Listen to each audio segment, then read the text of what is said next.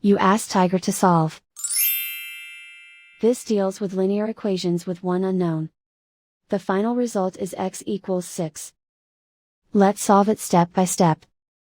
Group all constants on the right side of the equation.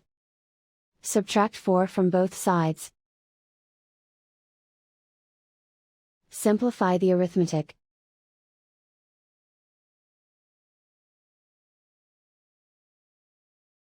Isolate the x. Multiply both sides by inverse fraction 2 over 1.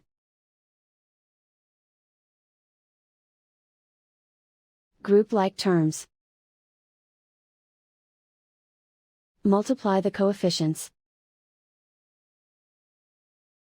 Simplify the fraction.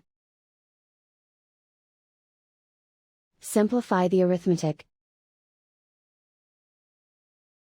And so the final result is x equals 6.